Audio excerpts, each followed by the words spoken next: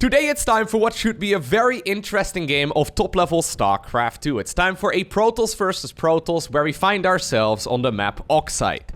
Now here's the thing, both of these pro gamers are very well known for playing a super defensive playstyle. So generally speaking, they are very good at just not dying in the earlier stages of the game and then eventually overwhelming the opponent. Now, whenever people ask me, Loko, how do I play macro Protoss, I always refer them to these two players. So I'm not entirely sure what will end up going down when they're going up against each other. So spawning here in the bottom left-hand corner of the map Oxide and playing with the red Protoss probes, we have none other than Stats. Now, Stats got a nickname many years ago from his fans. He got a nickname known as the Shield of Auir, and for very good reason. He, generally speaking, is the shield that will defend against pretty much everything that the opponent will throw at him. His opponent, though, in the opposite corner with the blue Protoss probes from Germany, he's known as Die Mauer for that very same reason. We have none other than ShoWTimE. Alrighty, so here we go. Looks like both players are going for the low ground pylon over here on Oxide. Now, this is one of the things that has recently been going on in Protoss versus Protoss. So, on most of the bigger maps, most of the maps that don't have like this tight of a choke point over here and that don't have like a little ramp leading down from the natural, we're still seeing like one pylon inside of the main base and then two gateways, a cyber core, a couple stalkers after that, maybe an adept or two, right? On these maps, though, the maps where you have a tight choke point and you have a bit of a ramp that's leading down, we see a lot of very fast expansions. Now, you can see already, since both players right now, yeah, indeed, are going just for a quick cybernetics core and just a single gateway, the opponent has already decided to plant down a pylon in the natural. Now, even though Protoss versus Protoss is a rather cheesy matchup, because of the fact that we do see the single gateway expanse quite regularly right now, we've even been seeing Nexus first in this matchup, which is kind of crazy when you think about it because that would die to a lot of, normal builds on other maps, but it's kind of neat to see this progression in the matchup here already. So, Zealots are forced out. I mean, actually, there's no Zealot. Oh, no, there is a Zealot. I was going to say that makes no sense. There is a Zealot here for ShoWTimE as well. They're going to start working on these pylons. Now, oftentimes, yeah, exactly. Right before the pylon falls, we see cybernetics cores going up as well in the natural of the opponent, just to try and delay that expansion for even longer. So look at this. Pretty much an identical strategy here by both of these players. Now, you may be wondering why the cybernetics core. So the cyber core is just as expensive as a gateway. So it's 150 minerals, but it builds a little bit slower, and it also has some more hit points. So, you usually want to cancel this at the last possible second. Obviously, it keeps building, by the way, even when it doesn't have pylon power anymore. So it should be cancelled here. Minerals will be returned to both players, and then finally is when we're going to see expansions. Or at least when we should see expansions. There we go. Alrighty. So even though there's been a bit of a different approach here as far as the exact order of structures go, you can see that all of the roads lead to the same exact supply count. Both players are now happily macroing up. And this is pretty much what I expected between these two. It's so identical. I love this. So the follow-up right now from the both of them, of course, as well, because they've probably done the math, right? They've played enough poker games to know what the best move is from here on out, right? They make the statistical best choices. They're going to go for the Twilight Council right now as a follow-up. And I'm assuming then into the Blink upgrade relatively shortly as well. I actually think that's a pretty good analogy. If these two guys were poker players, they would always fold when it's a positive EV play, right? Like, they would always do that if it's the correct choice to go for at that particular moment. Now, obviously, that's what everyone would like to do. But, human curiosity tends to get the better of us. I'm pretty sure these two guys would not be afraid to fold if they know that it's the statistical best choice. Anyhow, there it is indeed. A Blink is coming up right now as a follow-up. Now, the nice thing is, right, when you go for the Blink upgrade, and you get a couple of sentries out, you can scout relatively easily what the opponent is doing. Now, I'm pretty sure that when both of these guys will figure out what the opponent is going for, I mean, I haven't quite seen it yet, but here's Stats going for an hallucinated Phoenix, and I wouldn't be surprised if the same is happening here for ShoWTimE as well. Once you see that there is indeed that upgrade coming up inside of the Twilight Council, it's relatively safe to now go ahead and expand towards the third base as well. So usually what we see as a follow-up from this kind of scenario is quick third bases. And we'll see where players will go from there. I wouldn't be surprised. Look at this freaking production tab, man. I'm pretty sure it's been basically identical the whole time with some smaller deviations here and there. Yeah, so there it is. Stats has decided to go for the third Nexus already. Because when you know your opponent is going to go for the Blink, they're not really going to be moving out until that Blink upgrade is done, right? So either ShoWTimE right now commits to an all-in, or, you know, if you want to make the statistical best choice, you expand behind it, because usually that's the better way to continue building up in SC2. Alrighty, so this is cool. Now, by the way, when it comes to highly ranked Protoss players right now on Aligalek, if you sort it to Protoss only, the top 3 currently goes Trap, Stats, ShoWTimE. So these guys, I mean, you got to take that with a grain of salt, obviously. But both of these guys are basically amongst the very best Protoss players in the world. Alrighty, so. Stats has decided to now follow this up with a robotics facility. Wouldn't be surprised to be seeing one here for ShoWTimE in a little bit as well. He could also go ahead and add on some additional gateways here if he really wants to. Not a bad idea, but you can see shield batteries, right? They're so very powerful. These shield batteries, obviously, especially when the Nexus finishes, they can be overcharged, and then it is significantly easier to defend. So, players could commit right now, if they wanted to a... Oh, actually, he decided to go additional gateways. Okay. So, rather than going Robo right here, ShoWTimE is really doubling down here on the gateway production instead. I don't mind it. Yeah, he's going for the charge upgrade right now, too. Same can be said, by the way, for his opponent, but that's a lot of gateways right now going up here for ShoWTimE. Alright, so... You can push into this. Like, sometimes you can overwhelm your opponent right with the blink upgrade finishing up, but you can see neither player really committing to that in this particular case. You can also try and do some Warp Prism shenanigans if you really want to. But we see the big deviation happening right now, though. So, Stats has decided to go for the Robo facility and to go for a couple of those Immortals. Now, Immortals are absolutely fantastic when it comes to fighting Blink Stalker. The thing is, obviously, if the Stalkers just blink on top of the Immortals, that's basically game over because they get, you know, picked off very, very easily. Even with their hardened shields and even with all of their tankiness and all of their DPS, you can get a lot of work done. Now, one nice advantage, indeed, of going for... Okay, I thought for a second maybe it was... Oh, no, he's going for a 4th over here. One nice advantage of going for the more gateway-heavy approach is that you can be a lot more mobile. So, usually the guy with more gateways is the one that expands a little bit faster as well. Here's the follow-up, though, from Stats, and I love this. He's gonna go from the Immortal production into the Robo Bay, and with that, of course, into Disruptors. So... It's like we have skipped the early game entirely. I mean, you can see both players constantly checking each other. There's Phoenixes flying all over the map. Hallucinated ones, that is. Just to keep the opponent completely scouted. And they know exactly when these bases are supposed to go up as well. And what these... Oh, that Stalker is stuck, actually. But what the opponent's base should look like. Yeah, you can see that they're really trying to keep tabs here of each other. There was a Robo here produced as well for ShoWTimE. Wouldn't be surprised to see a Robo Bay here from him in just a little bit, too. And then we're going to be getting into the Stalker Disruptor Wars. One of my absolute favorite things to watch. One of my absolute hated or like least favorite things to play.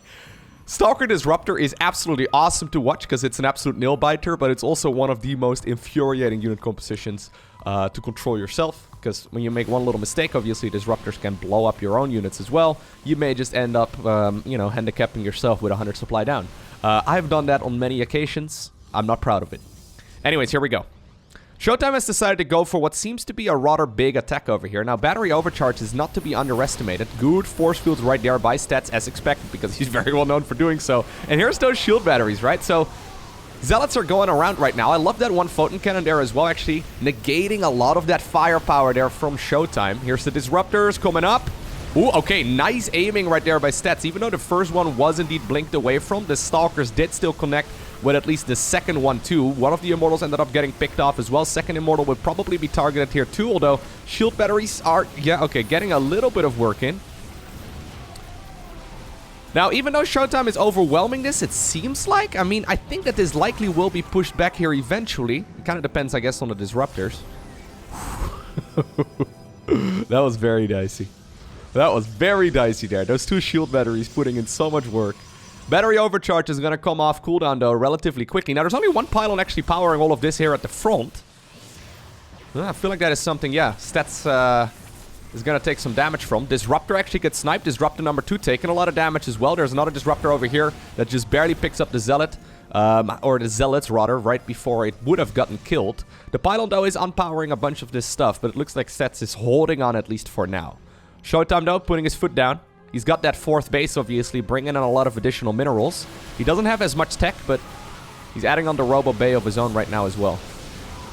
I actually thought he wouldn't be attacking here before he had his own Robo Bay already done and before he had his own Disruptors. But ShoWTimE apparently saw an opportunity, decided to give it a try. But right now he's making the walk of shame, it seems. All the way back towards the other side.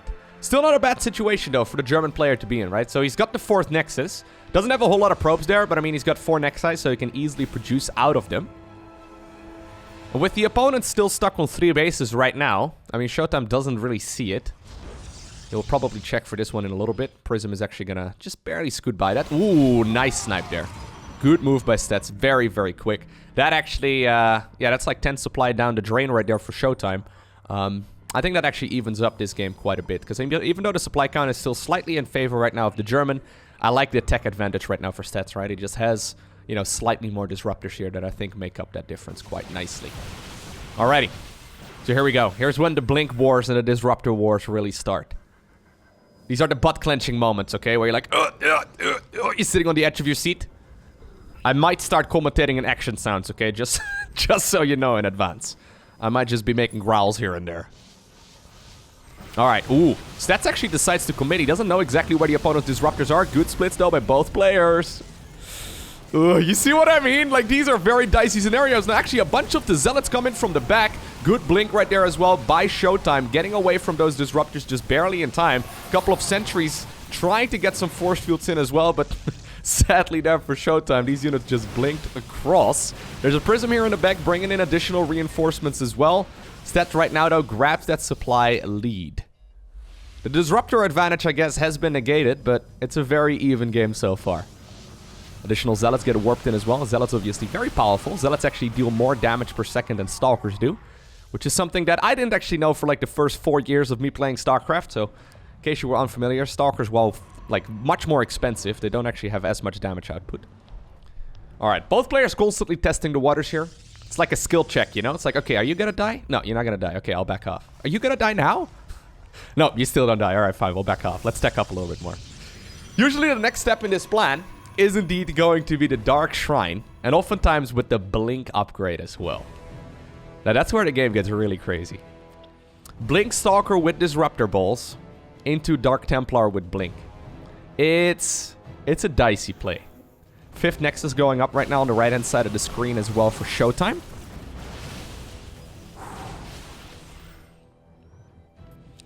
I know there's guys out there that are like, Protoss is F2A move. So easy to play, guys. Protoss is... Try and play this, mate. Give this a try. You know, just give it a try. See how it goes. We all have that friend, right, in StarCraft 2 that keeps complaining about Protoss being F2A move. Now, don't get me wrong. There are certainly some easier unit compositions that you can play, like Archon Immortal Zealot, right? That's not that hard, but... this is definitely not one of them. Ooh. That always, like, when you go bowling with the disruptors from the back through your own units, and then you, like, are moving forward with your own stalkers as well, you have to keep in mind the movement speed of all of these units really nicely. Alright, so since both players have some additional minerals left over, the Zealots are fighting each other. They're just a means to an end, though. Don't tell them. They think they're being important. Good fight there for ShoWTimE, it looks like. So the Blink upgrade is coming up here for Stats already. Dark Shrine is coming up for ShoWTimE too.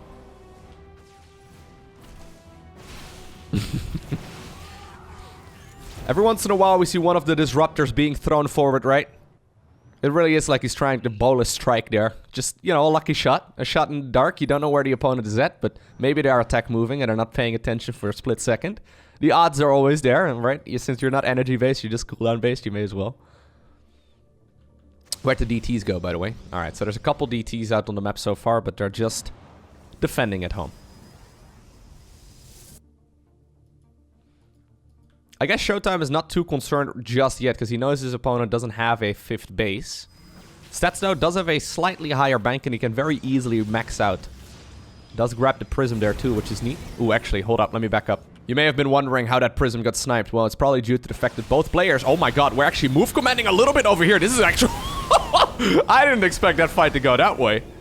That was very awkward. So both players were looking here on the left-hand side of the screen, probably. The one at the Prism, the other one at sniping the Prism.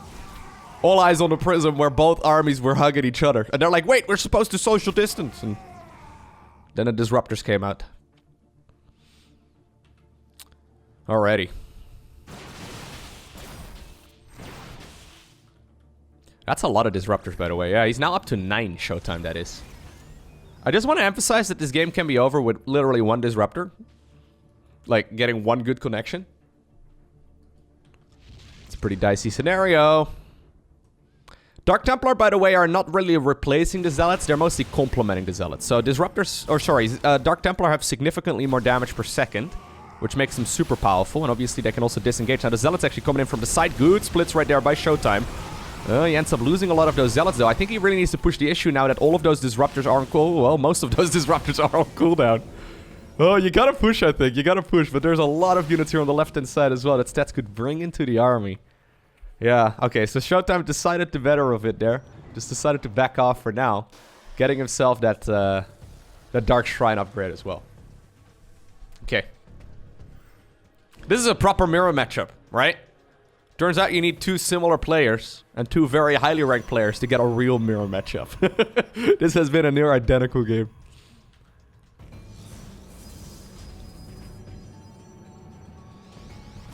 Alrighty. So you can see right now, Stats is doing a really good job splitting up his army. I like it a lot. There's quite a few units here for ShoWTimE right now as well, but I mean, I actually really like the fact that Stats has decided to mix in quite a few of those Stalkers here too. Observer gets sniped once again. Yeah, I feel like, well, the Archons actually are really strong. Archons are super good at killing Zealots, so they deal splash damage in a short area, so these Archons can get rid of these Zealots relatively easily, plus they can fall back to the safety there of the shield battery. This is nicely done here, though, by Stats, keeping the opponent occupied. So you can see at some point when the armies are of a certain size. Ooh, I love this as well, actually. Adding in a freaking Oracle just to go for stasis wards. Nice. But once the armies are big enough, you don't really need everything in one big clump. You can start splitting things off, because this army will be as effective as, like, this army plus 10 Stalkers, right? Pretty much. So it looks like, actually, ShoWTimE is maybe setting up a surround. Ooh, he's got to be very careful, though. A couple of Stalkers there in the back kind of derping around as well. This is going to be the strangest sandwich, because now Stats is approaching as well from the other side. Apparently, ShoWTimE thinks he may be able to catch his opponent off guard. He's throwing the Disruptor balls in both directions just to try and keep the opponent occupied. Stats loses a tremendous amount of supply over here. Prism should also get sniped, and that means no more reinforcements. That being said, though, Stats right now seems to have free reign towards his opponent's third base. Maybe he can get something done. That's what I mean, man. Oh, at some point, I'm just commentating in action sounds. All right. Here comes another Disruptor bull, but... All right. All right. All right. Calm down, guys. Lads, back off. You're good. Whew. Who's winning? I don't know. Hard to say. You can see so far that Stats' trades have been a little bit more efficient as far as minerals go, but he has lost more gas.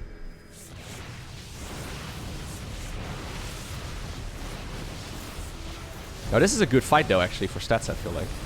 Yeah. He's getting some reasonable unit connections right now. Now, most of the observers seem to have been picked off as well. There's one observer. There's actually a couple observers here, but I think both of those are ShoWTimEs, meaning that the Dark Templar can get some work in. Oh, no, there's an observer over here, too.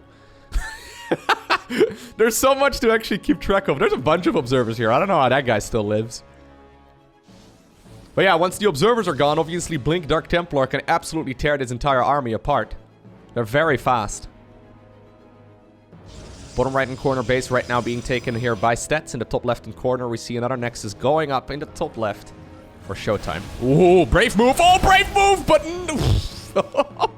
Well, it was brave. It was brave. Probably not the right move, but brave nonetheless. That was a very, very large hit. If you look at Stalker losses right now, 27 versus 76. Oh my god. Alright. Oh my god. Targeting multiples of them is so tricky to pull off. Both players losing a lot of supply. Interestingly enough, we're 90 minutes into it and supply counts, well, when I started that sentence, we're dead even. While this little battle here in the top left-hand corner is happening, we do also see a couple of Dark Templar right now working on the base in the bottom left. Stats could just turn around and kill that Nexus, though. I feel like he really needs to go ahead and do so, but maybe he's smelling blood. Once again, big Disruptor hits everywhere, man. Base in the bottom right-hand corner, by the way, has disappeared. Okay. So you know what? If ShoWTimE can hold on to that base... Okay, wow. It's a big if. He apparently looked at this and he thought, okay, I can't really try. He had a lot of disruptors here earlier, but most of them have gotten picked off over the last few battles, and that Nexus gets picked off. Alrighty, so both players are starting to run out of money right now on 5 bases, oddly enough. These bases will start running low here over the next couple of minutes. It's a lot of gas. For stats especially. It gets real awkward, by the way, when the bases start running low. Because acquiring new ones becomes rather tricky. You know what? Stats, though. Once again, ooh, just... Oh my god, why do you blink at the last possible second? I know it's technically the best move, but it's so risky. Especially when you consider that this game was probably played on North America West, since it's Europe versus Korea. Anyways. Like ping, I mean, is like, you know, if there's 150 ping or so for both, no cancel there. Yeah, that's quite significant in these kind of battles. So no cancel there either, alright. Both players being very nice to each other, neither canceling a base anymore. You can see the third. I mean, it's starting to run dangerously low on both sides already. Fourth base is not going to be very far behind. Yeah, look at this. It all comes down to the bases on the outskirts of the map. Huh. Alright. So Stats right now adding on a Templar Archives, just so you can get Archons in a different way as well. Fun fact, you can morph in a Dark Templar and a High Templar together into one Archon. Ooh, another Disruptor there. Just barely gets... Oh. Just barely gets sniped in time. Both players going bowling. I almost feel like this base isn't even really worth pushing into that much anymore, because there's barely any resources. You can see a lot of idle probes here already. Now, obviously, the win condition is destroying your opponent's structures, right? So whenever you can, it's not a bad idea. Oh. We're all just waiting for that one massive Disruptor hit that will absolutely change the tide of battle. Like, someone's gonna mess up at some point. Dude. Stop playing with my feelings like that, man. I mean, we already saw a massive detonation there earlier, but that seemed to have mostly just evened up, you know, the display.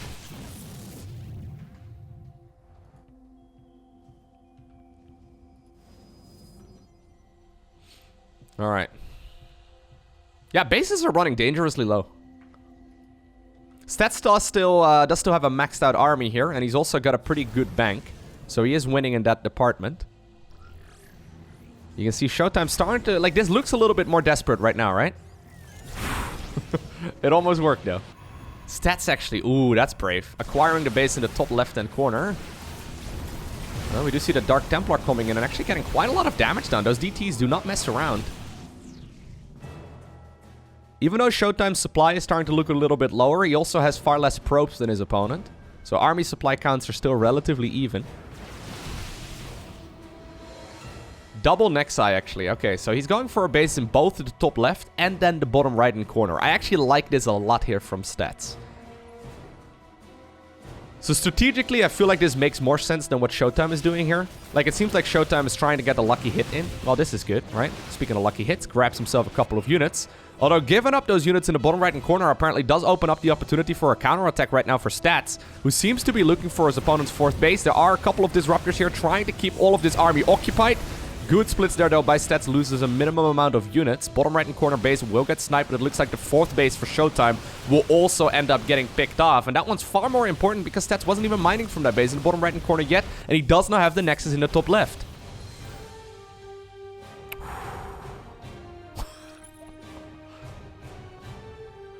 We have come a long way from the 4-gate days.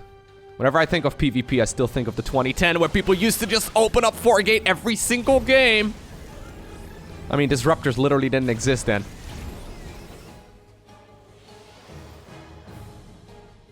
Okay. Ooh, okay. This is apparently the moment where Stats decide to jump on top of this army. Both players, though, back off once again.